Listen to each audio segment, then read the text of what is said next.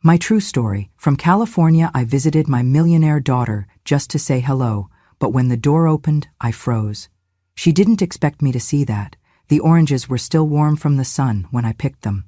I had chosen the ripest ones, each round and golden, just like I used to when she was a little girl. Back then, she loved the way I peeled them in a spiral, always saving the last piece for her to eat in one bite. I thought, foolish that she might still remember, that a part of her, somewhere beneath the makeup and magazine covers, still had room for her mother. Her house was massive, $10 million of white stone and glass, with a gate that buzzed before it opened. I had to walk up the driveway slowly, gripping the bag of oranges, afraid the security camera would flash red and deny me entry. But it did not. Not that day. I rang the bell. I waited, and when the door opened, I froze. She looked like a painting. Not my daughter, no, not the girl I raised on food stamps and bedtime stories, but someone else entirely. She wore a white blazer, perfectly tailored. Her lips were painted a shade of crimson that made her look like she had never known hunger. Her eyes, my eyes, looked at me with a fear so quick it passed in a blink, replaced instantly by something sharper. Contempt. "What are you doing here?" she hissed, her voice low, urgent, panicked. "Why didn't you call first? You can't be here." I opened my mouth to answer, but she did not give me the chance. Her tone sliced through me before I could even offer the oranges. "Are you trying to ruin my career?" she snapped. "Do you know who I'm meeting today? The press is inside, investors, people who think I came from nothing, people who believe my mother died when I was 6. I stared at her. "What?" She crossed her arms. "Do not look at me like that. You know what this is. You're not part of my story anymore. You're a liability." A liability. That was the word she used. Not mother, not visitor, not even mistake. A liability. Then she leaned in, her voice trembling, not with sadness, but with rage. "Do not call me your daughter. I am the product of drive, of ambition. You were a biological accident I clawed my way out of." I did not drop the bag. Not yet. My hands were steady, weathered by years of scrubbing hospital floors and planting vegetables no one else wanted. I stood there, quiet, holding on to the only offering I had brought. That was when she shoved me. I had not expected it, not from her, not in front of that pristine entryway, but she pushed me, hard, her palm flat against my shoulder, like swatting away a ghost that had overstayed its welcome. I fell backward, stumbled down the smooth stone steps, and landed hard on the edge of the walkway. The bag of oranges tore open. They spilled across the ground, bouncing one by one down the slope. Some rolled into the street. Others cracked open, their juice darkening the concrete. She did not move to help me. Instead, she glanced back over her shoulder, worried not about me, but about whether anyone inside had seen. I looked up. My elbow ached. My knees throbbed from the fall. But I looked up, and I saw her face, calculated, cold. Then she gave a small, dismissive laugh, like I was some inconvenient insect. And with that, she slammed the door shut. Behind that door, I heard it, the return of her voice, bright and cheerful now, as if nothing had happened. The laugh she gave the press, the polite compliments, the clinking of champagne glasses. Across the street, an old neighbor peeked through the blinds. She paused there, uncertain, watching me from behind the glass. Maybe she remembered me. Maybe she just saw a woman too old and too bruised to be standing alone. I stood up slowly. My hip would be sore later. I gathered the torn paper bag, ignoring the fruit. Let it rot here, I thought. Let her watch it from the windows and wonder if it smelled of memory. I did not knock again. I did not scream. I did not cry. But I walked away knowing one thing. That woman behind the door was not my daughter. She was something else, and I had just met her for the first time. The door had slammed in my face, but I had not moved. I was still on the steps when I saw the brass handle turn again. The door creaked open just a little, as if the house was exhaling. She didn't see me. I was off to the side, one step down, behind the stone column near the shrubs. But I saw everything. A woman stepped forward, white hair, soft, grandmotherly eyes. She wore a delicate shawl draped over her shoulders and pearl earrings that caught the light. She looked gentle, fragile even, the kind of woman strangers call darling at the grocery store. She was holding my daughter's hand, and then I heard her say it. "This is my mother," my daughter announced to the group of reporters standing just beyond the foyer. I froze. "She lost everything to raise me," she continued. "I was in and out of foster care, but she never gave up. She worked 3 jobs just to send me to school, and when I was accepted into Stanford, she sold her wedding ring to buy my plane ticket." The cameras clicked. The crowd murmured. I could see someone wiping their eyes, and I stood outside, invisible. No, worse than invisible. Replaced. That woman, the one with the warm expression and trembling hands, she smiled and gave a shy nod to the cameras. "I always believed in her," she said, squeezing my daughter's hand. "Even when the world didn't." I felt my chest tighten. My legs wanted to give out from under me. I knew this performance. I had lived it for real, but now someone else was acting it out on a grander stage for people who would never know the difference. My daughter turned to the cameras again. "She's why I created healing from nothing," she said, her voice breaking slightly, "because I know what it's like to start life without a safety net. And I know how powerful it is when someone gives you love you didn't earn." The woman dabbed her eyes with a tissue.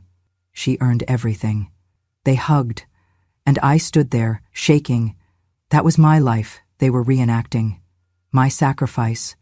My struggle. I was the one who mopped blood off hospital floors during night shifts to pay for her textbooks. I was the one who stitched her school uniforms with calloused fingers and heat rashes from working the laundry boiler in July. I was the one who loved her, fiercely and quietly, without a stage or audience. But it was not me in that house. She had told them I died. At 6 years old. 6. That was the year she fell off the monkey bars and cracked her wrist. I slept in the hospital chair 2 nights in a row because she was afraid of being alone. I still remember how she cried when they cut her favorite sleeve to make room for the cast. I promised I would sew her a new one, and I did. But none of that mattered now. She had rewritten history and killed me in the process. And worst of all, she had replaced me with a better version, a gentler face, a softer voice, a more camera-friendly kind of love, someone who could say all the right things without the rawness, someone who never had to yell at her to study, or cry in the bathroom when the rent check bounced, or slap her own hand for scraping leftovers off hospital trays just to feed her kid. That woman didn't earn the right to be called mother, but she got it anyway. And I who carried that girl inside me for 9 months, who tore my body apart to bring her into this world, I was edited out of the story like a typo. I backed away slowly before the door shut again. I did not want them to see me, not her, not the photographers, not that actress pretending to be what I am. She would not have the decency to look ashamed. I walked back to the sidewalk. My legs shook. My palms stung from the fall earlier, but I barely felt it. Inside that house, they poured wine and clinked glasses. My daughter had the world believing she rose from ashes. But those ashes? They were me. I did not go home right away. I wandered. I sat at a bus stop with the broken plastic bench and watched strangers rush past. Mothers tugging their kids' backpacks, grandmothers helping toddlers with shoelaces. Life, all around me, as if I were the one who had died. When I finally returned to my little house, I turned on the television. There she was again, my daughter. On a morning talk show, sitting on a white couch next to that same woman. The screen read, "From foster care to fortune, the power of a mother's love." The host leaned forward, hands clasped. "So your mother returned after all these years?" My daughter nodded solemnly. "She found me just before I gave up hope. I always knew, somewhere deep down, that she would come back." The woman beside her squeezed her hand. I stared at the screen. I thought about the letter she had written me on her 17th birthday, the one I kept in a tin box under my bed. "You're the reason I'm not afraid of the dark," she had written. "You're my roots, Mom." And now she said I was dead and loved another? That night, I sat alone in the kitchen, watching the fruit flies circle the ruined oranges. I had brought them as a peace offering. A memory, a mother's gesture. But now I understood. She did not want peace. She wanted profit. She did not just erase me, she sold my story to someone else. And the most painful part wasn't that she lied. It was that she gave my love, the very love she had rejected, to a stranger and made it beautiful, palatable, photogenic. She had finally embraced motherhood, just not mine. I did not confront her, not yet. There was a difference between pain and proof. I had all the pain, but I needed the proof, so I hired someone. A quiet man named Will, retired from law enforcement, now working private surveillance for those who needed eyes in rooms they could no longer enter. I paid him from my pension fund, the one I had built cleaning hospital bathrooms for 2 decades. The irony stung, but not as much as her betrayal. He began with public events, galas, fundraisers, book signings. He wore suits, he posed as a photographer, and he sent me pictures. There she was, my daughter, smiling, holding hands with the silver-hailed woman they all now called her mother. But Will dug deeper. One Tuesday morning, he knocked on my door and laid down a file. Her name was not listed in any foster system. She had never adopted, never applied to be a caregiver. She had no children. Not anymore, because she lost hers to poverty. Before she became an inspiration, she was a mannequin at a theme park, paid by the hour to stand still and smile. Her real name was Margaret T. Ellis. She filed bankruptcy twice, lived in a mobile home, had a son who died in a group home from untreated asthma, and now she played the part of the loving mother of a millionaire. I stared at the photos. One in particular caught my eye. She was sitting in a green room chair, her makeup half applied, staring at her reflection, not smiling, not sad, just empty. I kept staring. There was something in her eyes that looked familiar. I asked Will to find her, and he did. 3 days later, I waited in the shade of a small cafe near Pasadena, behind sunglasses and a wide-brimmed hat. My heart pounded like I was going into battle. She arrived on time. Margaret was thinner than she appeared on screen, frailer. Her hands shook slightly when she lifted her iced tea. She wore a sweater despite the heat. She recognized me instantly. "You're her real mother," she said. "No pretense, no act." I nodded. She looked down. "I figured you'd come one day." "I just have one question," I said. "Do you have children?" Her eyes welled up instantly, and this time there were no cameras to catch it. "I did," she whispered. "A boy. Levi. He was 9 when he died." Silence stretched between us like an old rope bridge. "I lost him because I was poor," she said, "not because I didn't love him. And when your daughter offered me this role, I thought, just once, I'd like to be called Mom again." I could not hate her. I had hated her on screen, when she hugged my child and wore my memories like pearls. But here, in the heat and honesty of the afternoon, I saw her for what she was. Not a thief, but a ghost. Just like me. "I don't blame you," I said quietly. "You're not the one who threw me away." She nodded, tears slipping down her cheeks. "She told me you left," she whispered. "That you died in prison, that she was alone." I shook my head. "I was never gone. I never left her. She just needed a better story." Neither of us spoke for a while. When we parted, she squeezed my hand. Not in apology, not in guilt, but in recognition. That night, I went home and opened the folder I had not touched in years. Clippings. Receipts.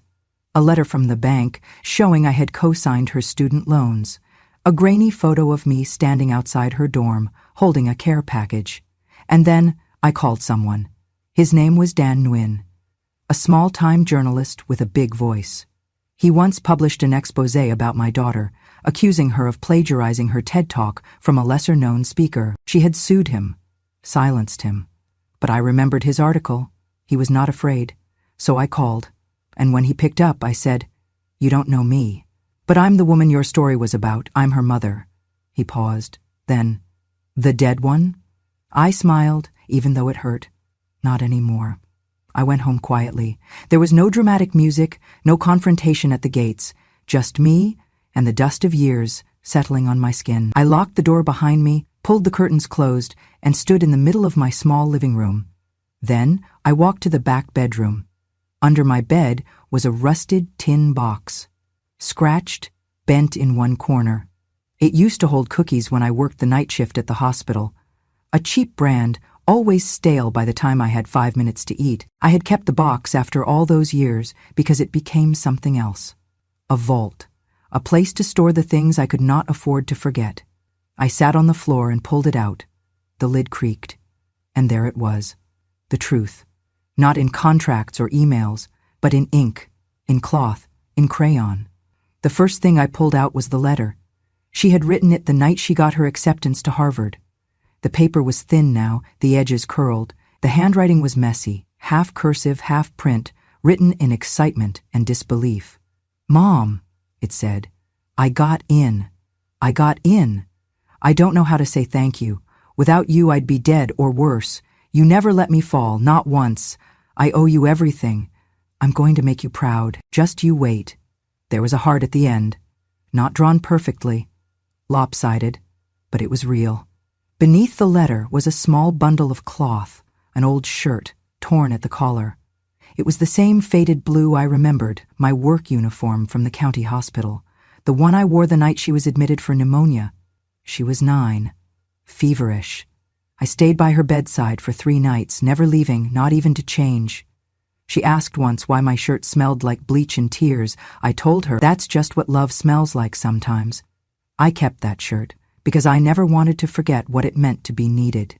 And underneath that, folded between 2 pieces of yellowing newspaper, was the poem. She had written it for Mother's Day in the 5th grade. It was taped together at the crease, where it had ripped from her backpack. "Mom is the mountain, I am the tree. If she falls down, what happens to me?" I remember crying when she gave it to me, not just because it was sweet, but because it was the first time I thought she saw me, not as a worker, not as a tired woman with holes in her socks, but as her mother, her mountain. I laid the poem on the table, smoothed out the letter, placed the cloth beside it. Then I began taking photos, one by one, high resolution, no filters, no edits, just the raw truth of paper, fabric, and memory. I did not cry, not now. I had already shed those tears long ago, when I still thought love was enough to protect me from being forgotten. Now, I had something stronger than grief. I had proof. I opened my laptop. I searched for every company listed as a sponsor on her website, every investor who publicly supported her foundation, every brand ambassador who used her name in campaigns about overcoming. I wrote the same short message to each one, attached the files, labeled every image, and then I added one line at the bottom. "If you are investing in a story about a mother's death, I thought you should at least know she's still alive." Then I hit send, to every name on the list, one by one, and when I finished, I sat back in my chair. The tin box was empty now. The memories were out in the world, finally seen, finally heard, not for pity, but for proof. I did not expect the world to care. I had sent the messages not to expose her, but to remind someone, anyone, that I existed, that I mattered, that I had not died quietly in the background of someone else's fairy tale, but the world, it did care. It started small. An anonymous Twitter account posted my letter. This is supposedly from the real mother of healing from nothing, CEO Madison Hale. If this is true, her whole brand is a lie. Within hours, it was picked up by Reddit, then Facebook, then a podcast called Narrative Collapse, and then the dam broke. The headline that went viral read, "The dead mother is alive, and she kept every word her daughter wrote." They used the photos I had sent, the letter, the poem, even the torn work shirt. Someone even enhanced the handwriting to prove it matched Madison's old notes archived from middle school. But what shattered everything was the video. Not mine, not from my old flip phone, which barely captured the sound of the door. It came from a neighbor across the street. She had a doorbell cam, and when Madison pushed me, when the bag of oranges split open and I collapsed onto the pavement, the camera had caught it all. The force, the fury, the lack of hesitation. She had not looked back. She had stepped over me. The neighbor sent it to a local news station. They ran it that same night. By morning, it had 10 million views. The internet exploded. Hashtags lit up. She is not dead. Justice for the real mom. Oranges do not lie. People were angry. Not just because of the push, but because they believed the lie. They had bought the books, worn the t-shirts, attended the retreats. They had cried with Madison on television as she talked about growing up motherless. Now they knew the truth. And the market reacted. Her company's stock fell 63% in 1 week. Major sponsors pulled out. beauty brands, wellness chains, a luxury yoga equipment company. Public relations firms issued statements distancing themselves from fabricated narratives of familial loss. Comment sections were savage. If this is how she treats her real mother, what kind of healing is she selling? She replaced her mom like a prop. Disgusting. I believed in her. I feel duped. I threw out her memoir. It was built on a corpse she invented. Every time I opened my inbox, there were more screenshots. Friends, strangers, women who had followed her for years, now forwarding apologies, written not to me, but for me, and yet Madison said nothing. No apology, no statement. She did not reach out, not even through a lawyer or assistant. Instead, she disappeared from public view. Then she reemerged in a crisis control tour, on PR podcasts, investor calls, closed-room damage control Zooms. She blamed miscommunication. She called the incident an emotional misunderstanding from a complicated past. She said, "The woman in the video is someone I used to know. I was told she passed years ago. I grieved her already." She never said the word mother, not once. But I heard from someone on the inside, a young employee who had followed her from day one. She messaged me anonymously. "I quit," she wrote. "I believed in her. But you? You're the mountain." Those words broke me. Not out of pain, but relief. For so long, I had carried the weight of being invisible. And now, finally, someone saw me. Not as the scandal, not as the footage, but as what I had always been. Her mother. I did not answer interviews. I did not go on talk shows. I declined every documentary offer. Let her be the one who needed the spotlight. All I ever wanted was to be remembered. Truthfully. The headlines returned, this time not about me. This time they were about her, not Madison, her mother, the woman who held my daughter's hand on stages, in interviews, in best-selling memoir chapters written by someone else's memories. Freaking. Madison Hale's mother vanishes after embezzling $5 million 0 cents from charity fund. They said she emptied accounts linked to Healing from Nothing's scholarship foundation. Overnight, wire transfers routed through Panama, no activity since. She was gone. Gone like a ghost who had never really belonged in the story she was hired to play. News outlets scrambled to uncover her past. It didn't take long. Her name wasn't Margaret Ellis. It was Deborah Ann Kilroy. She had used 5 different aliases in the last 20 years. And she had done this before. 3 other CEOs. 3 miraculous reunion stories. $3 million campaigns wrapped in loss, redemption, and the tender image of a mother found too late.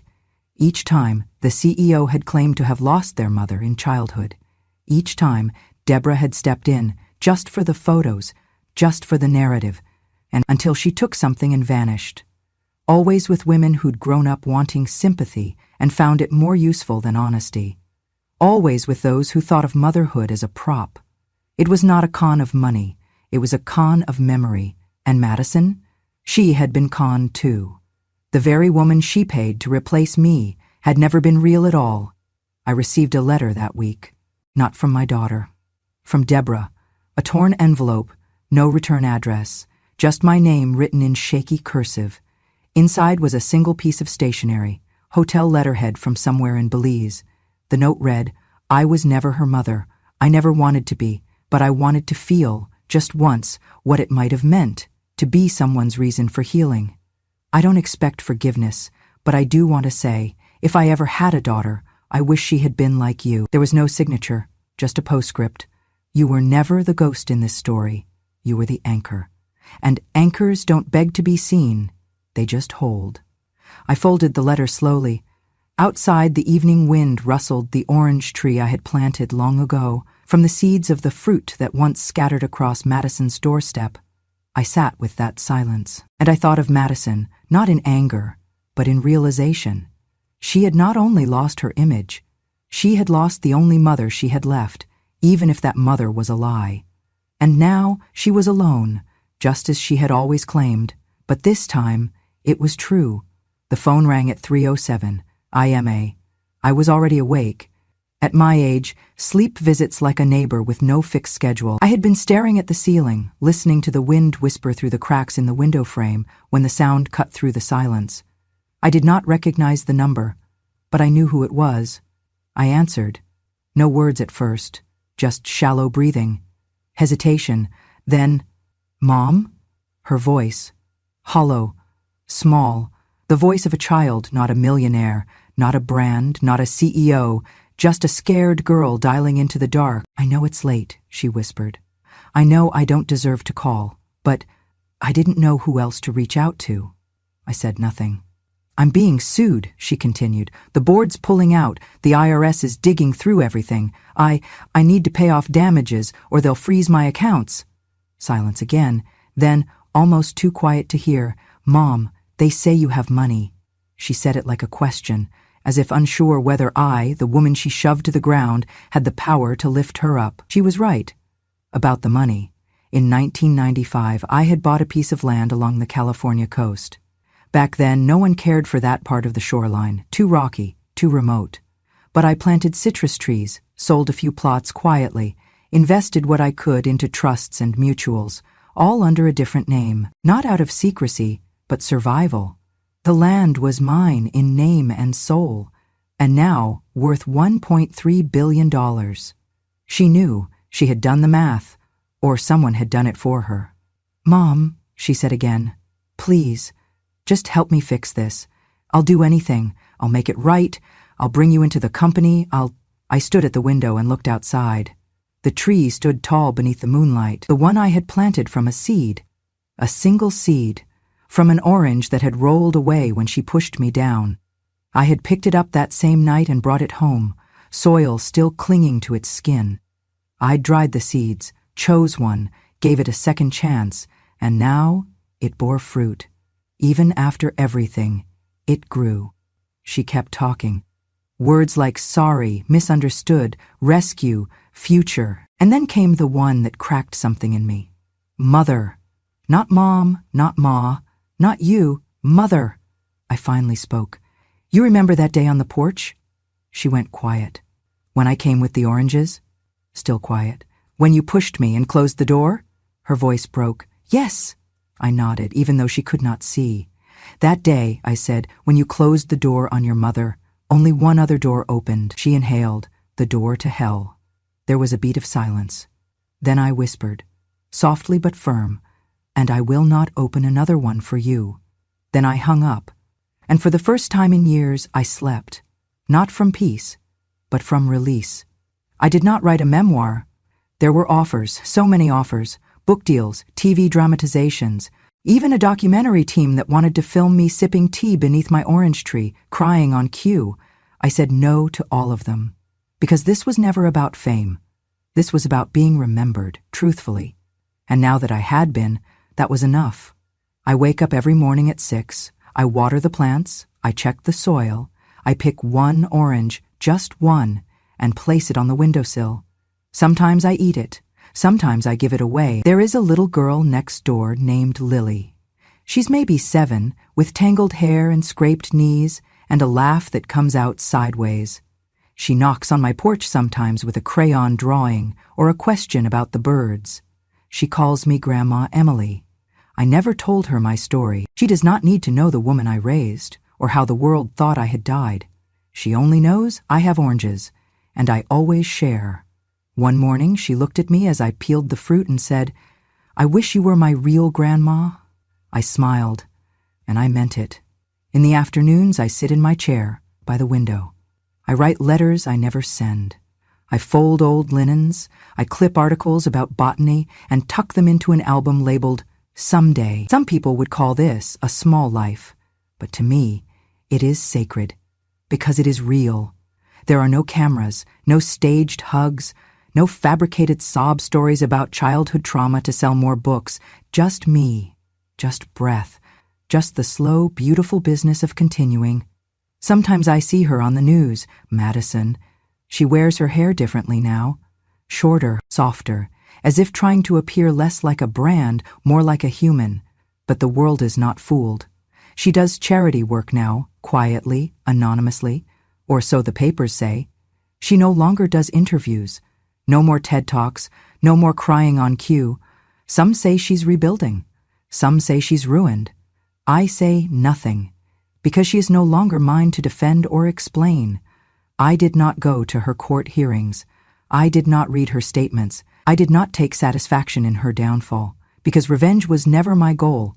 My goal was survival, and I have survived, longer than the story allowed, longer than she thought I would, longer than the silence meant for me. My name is not printed in textbooks. No one writes think pieces about the woman behind the scandal. But sometimes someone knocks on my door. Not journalists, not producers, just people. A woman who says, I lost my mom too, except she's still alive, she just forgot I mattered. A nurse who says, I read your letter to the investors, I cried. A man who brings me oranges from his own tree and says, I planted this because of your story. And each time I smile, because I am still here. The world tried to erase me. My own daughter tried to rewrite me, but I am still here, living, breathing, growing, like the tree outside my window, born from a seed that fell from a bag that was ripped from my hands when she pushed me. It grew anyway, and so did I. This story was never about revenge. It is about roots, the kind they try to forget, the kind that keep holding long after you've been cut off. And so I say this, not to the world, but to the quiet. You don't have to be remembered to be real.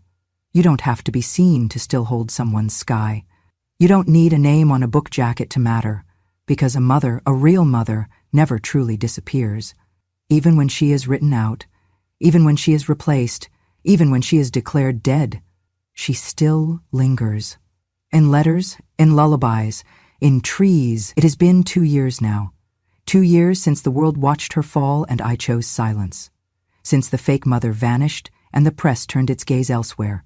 2 years since her call in the night and I shut the door. Not just on her, but on a chapter I no longer belonged to. Life did not go on. It returned. Some mornings I wake before dawn, not because I cannot sleep, but because I want to honor the ritual I created. I step into the backyard and inspect the orange tree under the soft glow of streetlights. Every leaf, every blossom tells a story of endurance. Some branches still bear fruit, others don't, but I see potential everywhere. The house is smaller than the one she built. The walls are painted a calm dove gray. I've added just one framed document inside. Her birth certificate, displayed on a small table by the back door. I placed it there because that is where she pushed me and where I planted a new life from the wound. I named the tree Hope in my head. I didn't name it out loud. That would feel like jinxing something precious. On weekdays, I walk down the block to the community center. I volunteer at the senior lunch program, serving vegetable soup and second helpings of bread. I don't say that it matters less than her TED Talks or magazine features, but it matters still. People know me as Grandma Emily. They don't know my past, nor do I volunteer it. Some come back week after week to talk about their grandchildren, their aches, or the weather. Some bring fresh croissants as a thank you. I bring leftover seeds from last night's dinner, pumpkin or melon, and drop them in tiny paper envelopes for anyone who wants to plant something. It is quiet. It is steady. It is all I need. Every so often I get a letter, not from her, but from people who found out my story secondhand. A college student from Texas who said she applied to a scholarship because I'd offered words of encouragement in a blog comment. A man who said he uprooted wild oranges in New Mexico and planted them in his backyard because he believed in second chances. A teacher who gave my name to her class when they studied resilience. None of them wanted fame, they just wanted gratitude. And each time, I smile. I keep a folder labeled letters in my small desk. I don't reread them much, just enough to remember that a single act can echo, that a single life can ripple outward. Occasionally, I see her face in the news, quietly, on an investor advisory board announcement or sponsoring an art therapy charity. She's described as reborn or doing quiet good. People talk about how she stepped away from public life, how she learned from her mistakes. One profile referred to her mother's blessing, though not by name. I don't look at those articles for long. It's not resentment I feel. It's calm, because some stories aren't meant for public broadcast. Some truths take 2 years and a small seed to fully bloom. One day, standing at the sink washing dishes, I noticed the orange tree's shadow stretch across the kitchen window in the afternoon light. I paused, dish in hand, and thought, it's still growing.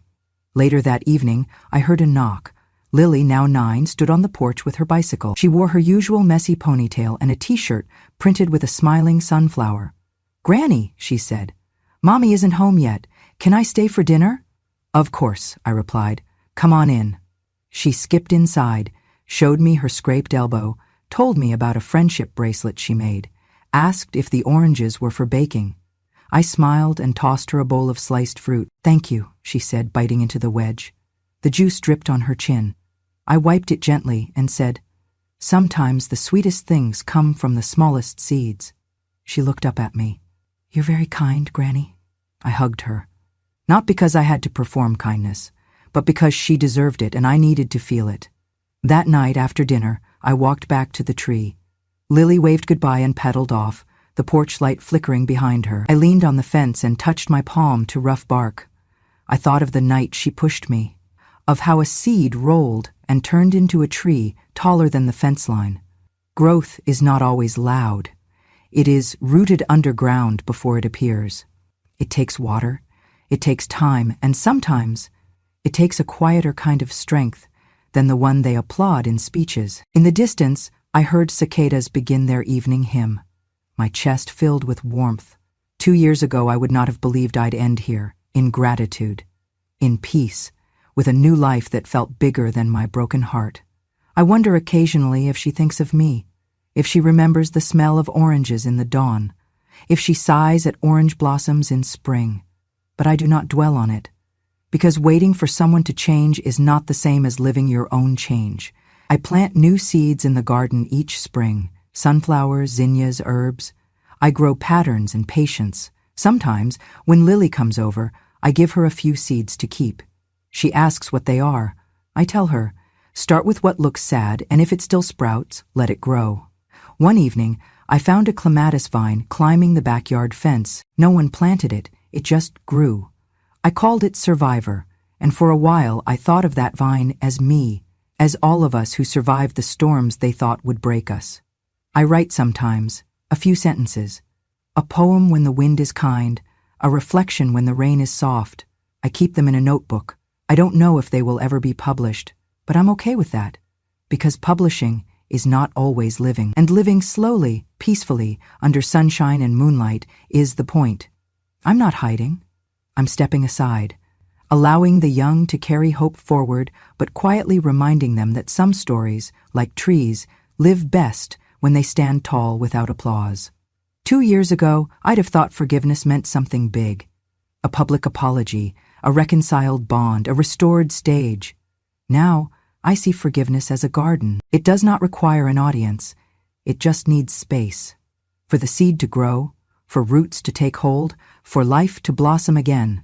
If Madison ever returned, I would welcome her, not because I need closure, but because people can heal without permission. But even if she does not, I have already grown everything I was meant to grow, under the quiet canopy where truth took root, where love once more bears fruit, and where the world at last sees what never left. And if you listen, you can still hear her voice in the rustling leaves, whispering, "I was always there. I still am." _____. If this story found a place in your heart, if it reminded you of a voice you haven't heard in a long time, or a love that never left, even when the world did, then I hope you'll stay a little longer. Subscribe to Grandma True Stories for more memories that refuse to be buried and more truths spoken quietly but clearly, because when a grandma speaks, the world finally listens, and some stories, especially the ones they tried to erase, deserve to be heard.